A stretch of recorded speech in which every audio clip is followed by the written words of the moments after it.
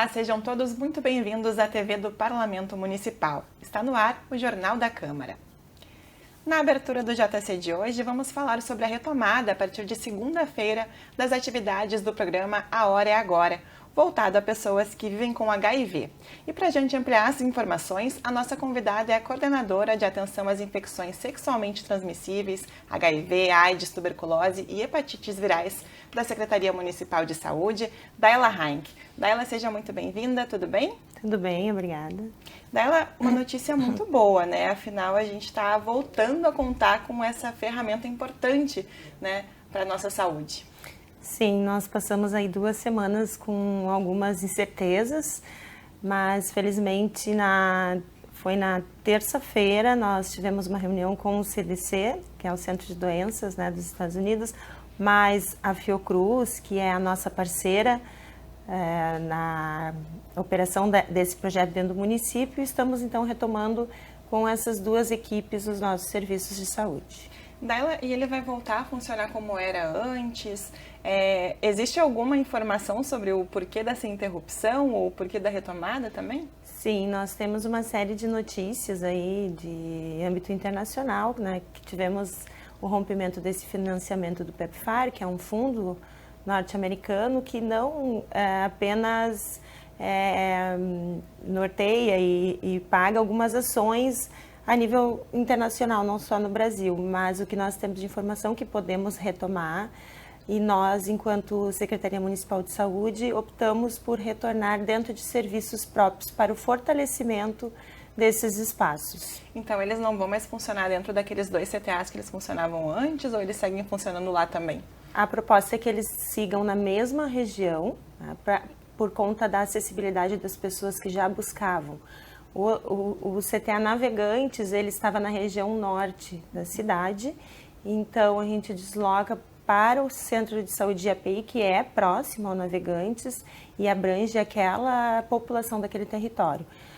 O CTA Comerciários, ele segue no mesmo prédio, só que no andar abaixo. Então nós entendemos a importância de unir as equipes para não ficar à mercê desse processo de instabilidade, de financiamentos que não são próprios.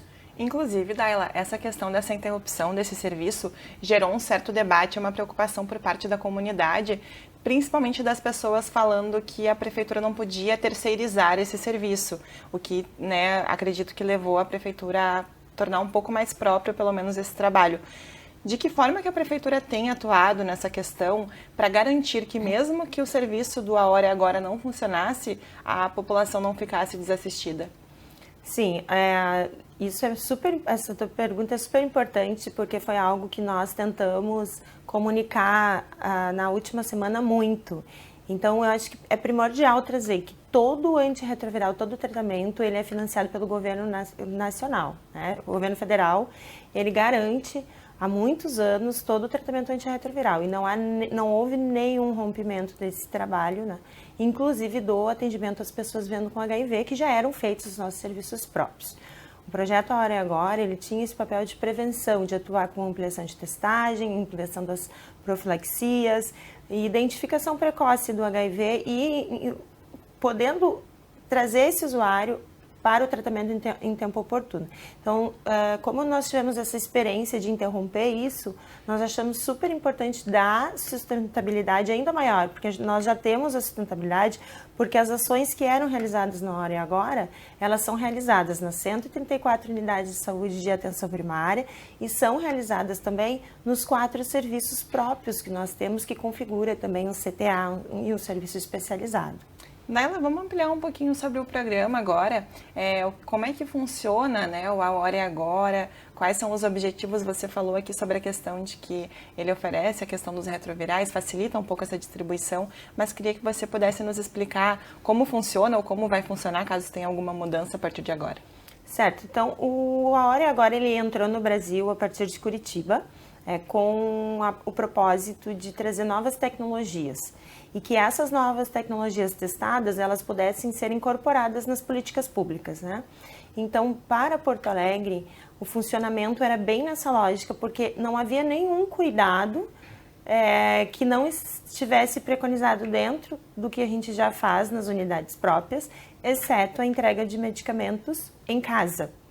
Então, o primeiro ato da Secretaria Municipal de Saúde foi ir atrás de um contrato com os Correios para manutenção desse cuidado, que já está descrito, que melhora muito a adesão do usuário, da pessoa ao tratamento. Então, o Aore agora ele tem esse papel de dar este acesso, assim como todas as unidades. Acho que isso é importante ficar bem claro, que nós tínhamos essas duas equipes, né, que trabalhavam nesse caráter de demanda espontânea, e que isso vai seguir, né? Segue, como em todas as unidades, mas com esse caráter de incorporação de novas tecnologias que a Fiocruz traz, e o grande parceiro é a Fiocruz, tendo um viés também acadêmico, né?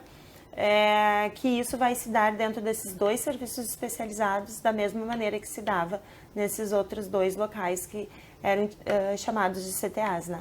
Vale reforçar que funciona como uma parceria, né, entre a prefeitura e quem disponibiliza o projeto, até porque os bolsistas que atuam, eles não têm vínculo empregatício, né? Perfeito. Então, nós trabalhamos com 13 bolsistas divididos entre essas duas equipes, e eles são contratados pela Fiotec, que é a fundação da Fiocruz, que faz todo o processo burocrático, que trabalha com os recursos da Fiocruz. Então, a gente não tem nenhum pagamento e nós temos uma gestão de processo de trabalho. Os bolsistas, eles vão se encaixar nas equipes e vão se encaixar nas ações que o município realiza. Se vocês forem até Florianópolis, Curitiba, Campo Grande, outros municípios, vocês vão observar que as equipes, elas trabalham talvez de forma diferente, outros âmbitos do cuidado da pessoa vivendo com HIV ou da pessoa que não está vivendo ainda, porque eles fazem a prevenção.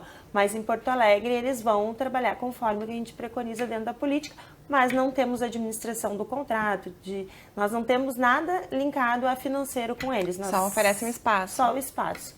Daí, qual que é a importância, né, dessa testagem, assim, porque um dos principais objetivos dentro desses CTAs era a questão da testagem rápida ali, né? Sim, então nós temos desde 2010 em Porto Alegre e no Brasil todo, né, um esforço grande que as pessoas busquem o conhecimento da sua sorologia, porque nós sabemos que as pessoas que conhecem o seu diagnóstico precocemente, iniciam o seu tratamento rapidamente e detectam o vírus no seu corpo, eles não transmitem mais.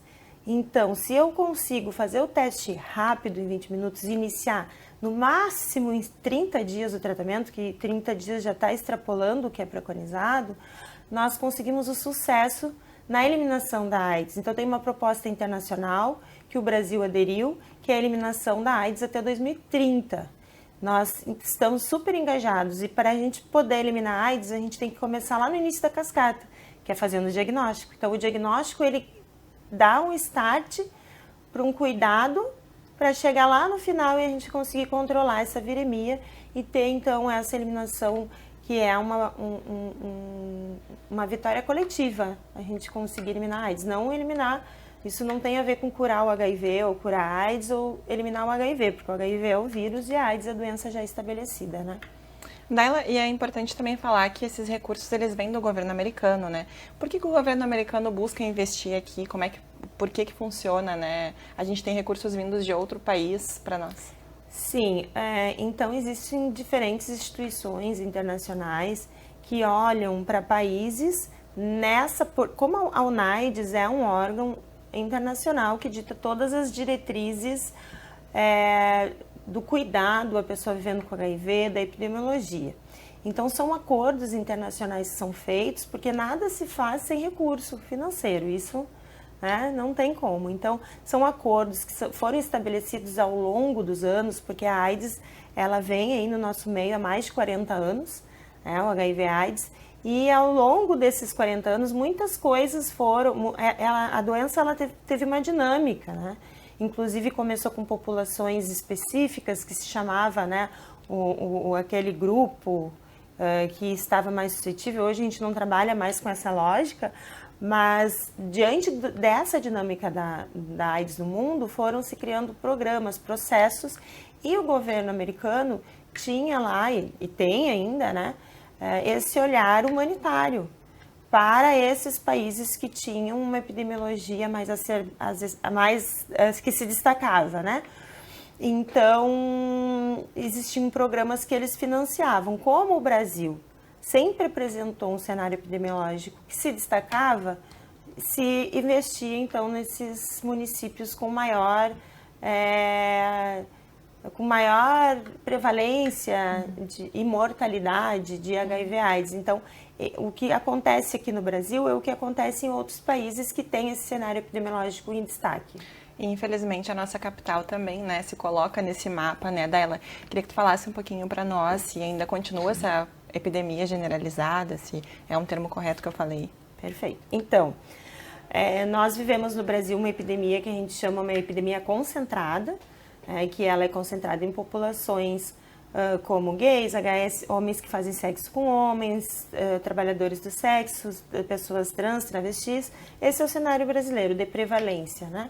O cenário do Rio Grande do Sul e de Porto Alegre, ele é sim uma epidemia generalizada. Isso implica no quê? Que toda a população ela está suscetível. Então, as nossas ações elas não podem ser só voltadas a populações-chave, mas sim a toda a população. Por isso que a gente insiste muito que a testagem rápida, as profilaxias, o tratamento esteja na atenção primária, porque nem sempre as pessoas que estão nos territórios mais distantes, mais vulneráveis, elas vão conseguir chegar a um serviço especializado. Muitas vezes elas chegam numa unidade de saúde do seu território. Vamos pensar, Restinga, Extremo Sul, é muito complexo chegar aos centros, né? Centro urbano da cidade, então eles estão mais retirados. Então, nós vivemos essa epidemia diferenciada aqui em Porto Alegre e Rio Grande do Sul também, porque tudo que acontece na capital acaba impactando esse indicador maior no Rio Grande do Sul também. Daila, então é importante mencionar que de volta ao programa, né? Então é uma notícia boa para toda a comunidade. Essa ferramenta importante volta a ficar ativa no nosso sistema para auxiliar no combate a HIV/AIDS, né? Então, só para reforçar, queria que você deixasse um recado para a nossa população. Tá certo. Então, a gente pede assim que as pessoas busquem os serviços não só, e teve destaque, muito destaque, o rompimento do financiamento do PEPFAR, que implicou na suspensão das atividades do A Hora e Agora. Eu penso que isso sim trouxe bastante visibilidade, mídia para esse processo, mas é para além da Hora e Agora. As pessoas precisam ir até o serviço de saúde, conhecer a sua sorologia.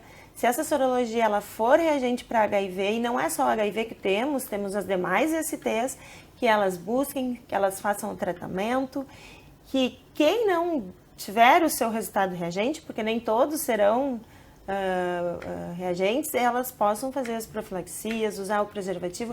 Uma coisa super importante agora, né? No próximo mês a gente tem o carnaval. No carnaval nós intensificamos todas as ações de prevenção, de uso de preservativo interno, preservativo externo, uso de gel lubrificante.